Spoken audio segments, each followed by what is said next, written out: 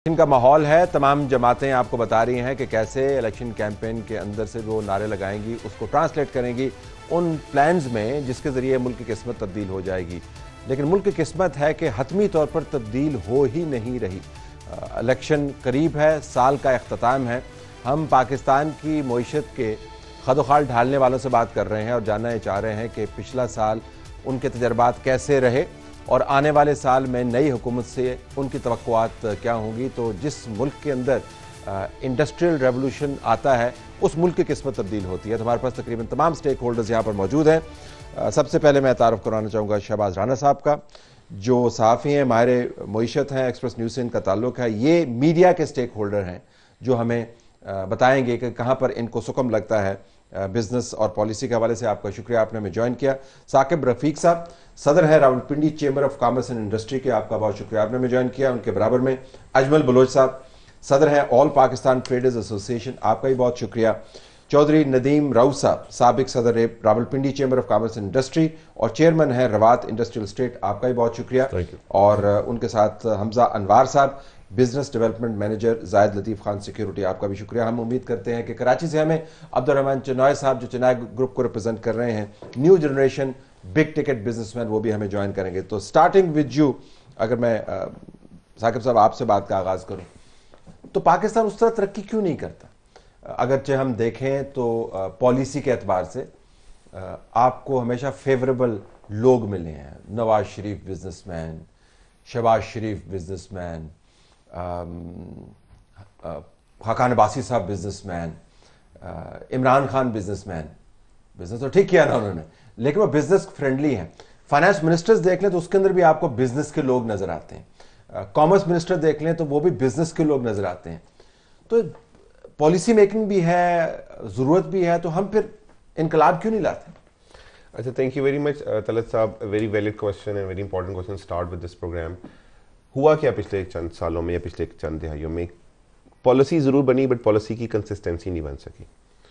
हर आने वाली गवर्नमेंट ने हर चेंज इन द ऑफिस, हर नए पर्सन इन द ऑफिस एक पॉलिसी चेंज होती गई। मतलब क्या पॉलिसी चेंज? जरा बताएं ना, कौन सी चेंज? हमें तो कोई तब्दीली नजर नहीं आती। हमें एक्सपोर्ट्स बनाने के ऊपर काम करना चाहिए था। अब एक्सपोर्ट्स बनाने के लिए सबसे पहले क्या करने की ज़रूरत थी कि इंडस्ट्रियलाइजेशन को प्रमोट करने की ज़रूरत थी। वो किस तरह से प्रमोट हो सकती है? सबसे पहले कॉस्ट ऑफ डूइंग बिजनेस को कम करने की। बट आया क्या, ये जो एनर्जी क्राइसिस हम लोग देख रहे हैं, आया क्या, ये जो कॉस्ट ऑफ डूइंग बिजनेस, अभी आज से चंद माह पहले एक बहुत बड़ा पूरे मुल्क में हंगामा बरपा हुआ। चेंबर्स में उसमें शामिल हुए, बिजनेस कम्युनिटी उसमें शामिल हुई, सारे उसमें शामिल हुए। और वो क्या था कि बिजली की प्राइसेस इतनी ऊपर चलेगी। अभी कल की बात है, गैस की प्राइस ऊपर चलेगी, ठीक है, the reserves are depleting, but the बिजली की प्राइस, क्या आज से 30 साल पहले जो मुआहदे हो रहे थे या आज से 25 साल पहले जो मुआहदे हो रहे थे, उस मुआहदे करते वक्त ये देखा गया कि पेट्रोल जो हमने इंपोर्ट करना है या ऑयल जो हमने इंपोर्ट करना है उसको हमने डॉलर में पे करना है। So if the dollar is going up, the पर barrel cost is going up, it will ultimately affect the cost of production. And the cost of production के साथ एक महंगे बिजली के यूनिट के साथ मेरा जो एक्सपोर्टर है वो क्या प्रोडक्ट बनाएगा और वो क्या इंटरनेशनल मार्केट में सेल करेगा, this was not seen in the long term policy. और ये आज भी, मतलब आज भी हम बात लेकिन तमाम जमातों के मैनिफेस्टोज के अंदर मैं देखता हूँ, उनकी हम वादों वईद के अंदर देखता हूँ, तो वो तो एक्सपोर्ट्स को बढ़ाना, मौजूदा जो है रिप्रेजेंटेटिव निगरान हुकूमत के, वो तो 100 बिलियन की तो आराम से ही वो बात करते हैं। 100 बिलियन तक ले जाऊंगा। मैं कह कि 6 हफ्ते रह गए आपके, 100 बिलियन तक किस तरह लेके जाएंगे? तो कमिटमेंट तो है ना, डिक्लेयर्ड नहीं? Things are there. हमने जो बात की कि कंसिस्टेंसी ऑफ पॉलिसी नहीं हमें ओवर द टाइम नजर आई। मतलब आज अब मैं बात कर रहा हूँ, तो आज से 1 साल पहले हम 2023 के ऊपर अगर निगाह दौड़ाते हैं, तो जब 2022 खत्म हो रहा था और हम 2023 में जा रहे थे, तो उस टाइम इन्वेस्टर को समझ नहीं आ रही थी मैं करूं क्या। द डॉलर प्राइस, आप डॉलर सुबह कहीं जा रहा था, शाम कहीं जा रहा था, आप अगले 6 महीने की प्लानिंग नहीं कर पा रहे होते थे।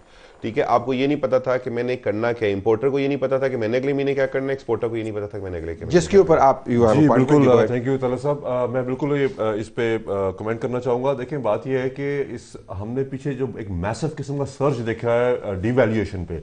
हम नॉर्मली ये एक कॉन्सेप्ट आता है कि जब आप रुपी डिवैल्यूएट करता है, जो एक्सपोर्टर है उसको उस पर एडवांटेज बहुत जाता है। बट अनफॉर्चुनेटली हमारी जो डिवैल्यूएशन के बावजूद एक्सपोर्ट्स उनसी हैं वो नहीं बढ़ सकी। उसमें बहुत सारे रीजन हैं। सबसे बड़ा रीज़न एक तो आपकी जो यूटिलिटी प्राइसेस हैं वो एक कंट्रोल में नहीं थी, कि इतनी ज़्यादा आपकी बेसिक जो मैन्युफैक्चरिंग कॉस्ट है ऊपर चली गई थी। फिर जो इंडस्ट्रियलाइजेशन की बात की, इंडस्ट्रियलाइजेशन देखिए हम किस तरह करेंगे। हम इस वक्त अनफॉर्चुनेटली हम एमनेस्टी दे देते हैं एक ऐसे सेक्टर में जहां पे डेड इन्वेस्टमेंट आपकी जाती है। मैं लास्ट ईयर जब प्रेजेंट किसकी बात कर, रियल एस्टेट मतलब टू बी वेरी ब्लंट, हम मतलब लास्ट ईयर भी जब मैं प्रेजेंट था मैंने कहा जी ठीक है आपने दे दी, वो भी एक सेक्टर ऐसा है जिसमें कि 26 अलाइड इंडस्ट्रीज साथ इक्विप्ड है, उसमें डेफिनेटली ग्रोथ आई और मैसिव ग्रोथ आई। आप क्यों नहीं इंडस्ट्री में ये एमएनएसटी लेके आते? आप एमएनएसटी लेके आए कि जी आप जो पैसा लगा रहे हैं नहीं पूछा जाएगा, but you have to set up factory plant जो एक्सपोर्टेबल हो, फिर देखें आपका पैसा कहां से निकलता है और कहां पे आता है। तो ये जो एलिमेंट्स है ना, ये जब विश और विल नहीं होगी तो ये नहीं हो सकी। लोग वैसे ये भी कहते हैं, मैं चाहूंगा अजमल बलोच साहब, क्योंकि आप तमाम पाकिस्तान के ट्रेडर्स को रिप्रेजेंट करते हैं और वो एक बहुत सिग्निफिकेंट एरिया है जिसके जरिए आप वेल्थ जनरेट कर सकते हैं, पाकिस्तान के अंदर एम्प्लॉयमेंट जनरेट कर सकते हैं। उनसे मैं पूछूंगा, लेकिन मैं सवाल आपके पास भी छोड़ के जा रहा हूं, आपके पास भी, कि लोग कहते हैं सुस्त भी हैं, मतलब हमने कोई इनोवेट नहीं करना हालात के मुताबिक, हमने वो मक्खी पे मक्खी मारनी है, हमने कोई बहुत ज्यादा तब्दीली नहीं लानी। इसमें मैं कमेंट करना चाहूंगा कि देखें हम जो सर कन्वेंशनल अभी उसी एक्सपोर्ट है तो हमारी सिर्फ टेक्सटाइल की है, सर्जिकल की है, और हमारे इतने हम जीएसपी प्लस की बात करते हैं ना, जीएसपी प्लस में 150 प्लस आइटम्स हैं, हम क्यों नहीं उन पे जाते? हम क्यों खाली रिस्क नहीं लेना चाहते? बेसिकली सर अगर मैं आपको स्टॉक मार्केट के हवाले से थोड़ा सा उस जाविये से आपको कुछ चीजें मैं बताना चाहूँगा। बड़ी जेन्युइन है स्टॉक मार्केट, वैसे मैं हमेशा शुरू में मुब्तला रहता हूँ कि डेफिनेटली सर उसका वाकई हकीकी इकोनॉमी से तल्लुक है या अपने आप ही उतले होती रहती है? नहीं sir, definitely around 532 large scale companies are listed into the stock market. और आप अगर पिछले 3-4 साल उठा के देखें तो स्टॉक मार्केट ने बड़े क्राइसिस से जो है ना वो गुजरी है। 21 बड़े प्लेयर्स है सिर्फ उसमें। सर प्लेयर्स की बात अगर हम जहाँ तक के, तो मार्केट फोर्सेस जो हैं वो तो आपको पता है बहुत ज़्यादा हैं, लेकिन जो स्टॉक मार्केट के हवाले से अगर हम उस नज़र से देखें तो जो अनसर्टेनिटी जो होती है ना सर, वो हमारी मार्केट को, हमारी इकोनॉमी को सबसे ज़्यादा किल करती है। ये सियासी अनसर्टेनिटी की बात करें, पॉलिसी की अनसर्टेनिटी की बात करें, शख्सियत? सर पॉलिटिकल अनसर्टेनिटी जो होती है that leads to economical uncertainty, जिस तरह साकिब साहब जिक्र कर रहे थे कि पॉलिसीज बनती हैं लेकिन उनको कंसिस्टेंटली लॉन्ग टर्म के लिए उनको जो है वो कंटिन्यू नहीं रखा जा सकता बिकॉज ऑफ पॉलिटिकल अनसर्टेनिटी।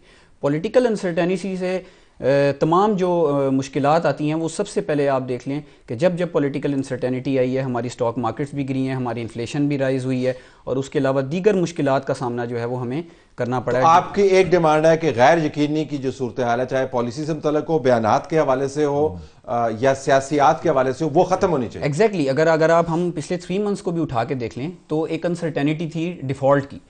हमें स्टैंड बाय अरेंजमेंट हुआ जुलाई के स्टार्टिंग में और उसके बाद से वो अनसर्टेनिटी जैसे खत्म हुई तो इन्वेस्टमेंट कॉन्फिडेंस बढ़ना स्टार्ट हुआ। अच्छा इधर ही रुक गया जरा, नॉर्मली मैं आपसे शुरू करता होता हूँ, लेकिन मैंने कहा कि ये पहले हम जरा साउंड सारी ले ले, come to you.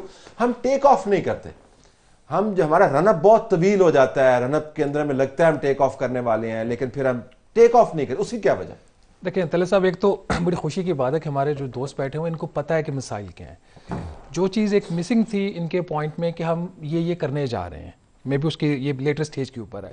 The problem is कि हम टेक ऑफ क्यों नहीं कर पाते। पाकिस्तान की जो इकोनॉमी है उसकी पैदावारी सलाहियत नहीं है, इसके ऊपर फोकस भी नहीं है कि पैदावारी सलाहियत कैसे बढ़ानी है। जिससे मुराद क्या है? जिससे मुराद है कि आपकी इकोनॉमी की प्रोडक्टिविटी है ही नहीं किसी भी किस्म की। आप ट्रेडिंग नेशन बन गए ना, what you are actually producing, surplus आपके पास कितना है, आप एक्सपोर्ट कितना करेंगे, उसी से रिलेटेड आपकी दूसरी 2 चीज़ें हैं। एक ये कि आपके पास महसूलात फिर कम होते हैं क्योंकि आप ट्रेडिंग नेशन है। दूसरा आपका प्रॉब्लम उसके साथ ही इंटरलिंक्ड है जिसकी वजह से आप फिर टेक ऑफ नहीं कर पाते ना, कि एक्सटर्नल सेक्टर जब आप थोड़ा सा आप स्पीड पकड़ते हैं, ग्रोथ आपकी आती है 4-5-6% के ऊपर, आप बस्ट हो जाते हैं, आप फटना शुरू हो जाते हैं। क्यों हो जाते हैं?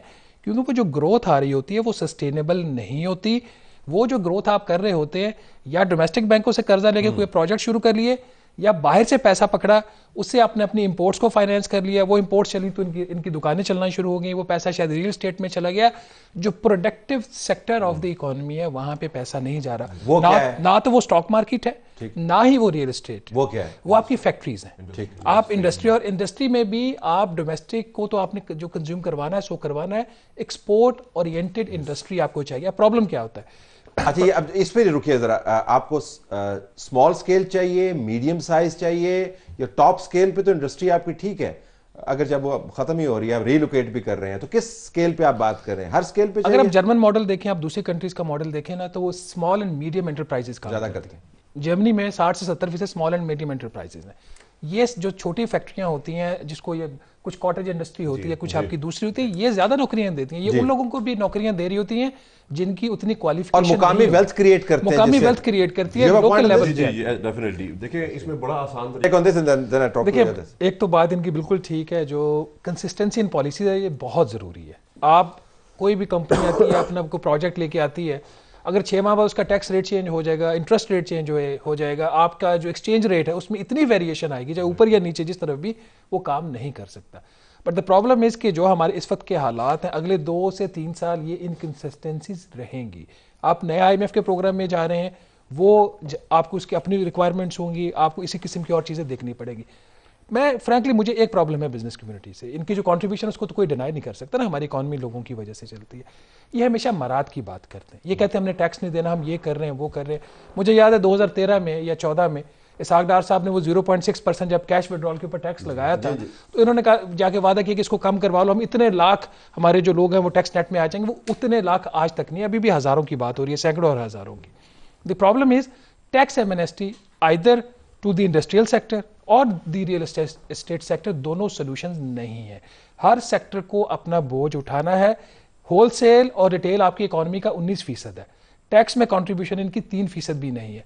होता क्या है, आप, मैं और मैन्युफैक्चरिंग खास तौर पर, इस मुल्क में मैन्युफैक्चरिंग क्यों मर रही है, उसकी कंट्रीब्यूशन जो इकोनॉमी में है वो तकरीबन 24% है, टैक्स वो दे रहा है 60% के करीब। तो ये जो मिसमैच है ना, वो इस वजह से है कि आपने इकोनॉमी के अंदर एक कुछ आपने मुकद्दस गाय पैदा कर दी है, जो रियल एस्टेट भी है, जो स्टॉक मार्केट भी है, जो आपका ट्रेडिंग कम्युनिटी है वो भी है। अब हो ये रहा कि मेड इन पाकिस्तान होता है, चीज चाइना से इंपोर्ट होती है, यहाँ पे ठप्पा लगता है मेड इन पाकिस्तान का। हमारी बिजनेस कम्युनिटी ये भी कर रही है। अच्छा, इसके ऊपर भी तो आते हैं। और हमसे वे फॉरवर्ड की हो रही थी, हमने भी रखा था कि सेकंड फेज में हम पहले हमने बता दिया कि प्रॉब्लम्स क्या हैं, स्टेक होल्डर्स क्या फेस कर रहे हैं, करना क्या है। मतलब ये तो देखते आ रहे हैं बचपन से, तबाही के दहाने पर है और सब कुछ है। स्कूल में भी वही खबर पढ़ रहा था, आज भी 1970 के अखबार, 80 के अखबार भी पढ़ लें तो आज भी वही खबरें आ रही होती है हमारे पैदा होने से पहले। हमने देखा कि हमारे पड़ोसी ममालिक में 90s में यही प्रॉब्लम आई। हमने प्रेजेंटेशन दी, हमने जाके बताया कि एक इकोनॉमिक लिबरलाइजेशन का पूरा मॉडल फॉलो किया गया एंड विद इन 2 years जो इंपोर्ट बिल्स थे वो ड्रास्टिकली डिक्रीज होना शुरू हो गए।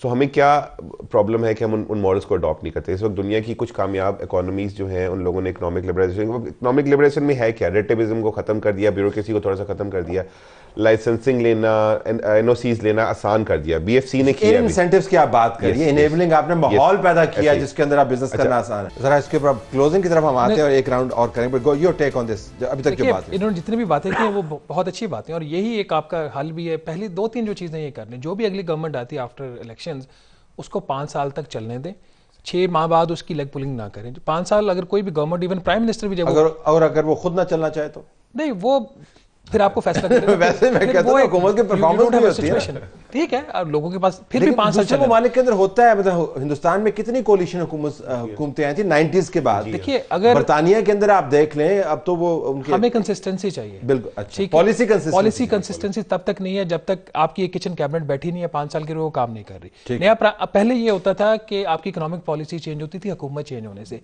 अब इकोनॉमिक पॉलिसीज चेंज हो रही है एक ही पार्टी के दूसरे वजीर खजाना आने से, वो दूसरी पार्टी का भी इंतजार नहीं करती, दूसरी गवर्नमेंट का भी इंतजार। ये यूनिक वैसे तब्दीली आई है पाकिस्तान कंसिस्टेंसी हमें चाहिए। पार्टी की वजह से होता है, पार्टी के अंदर ही नवा बंदा आ जाता है, नवा बंदा है। दूसरी चीज ये, एक थोड़ी सी मैं बात इनसे डिसएग्री करूंगा, सिर्फ आपको IT या सर्विसेज शोबे के ऊपर रिलाई नहीं करना। क्यों? एक्सपोर्ट्स के लिए ठीक है, आप उसके लिए कीजिए।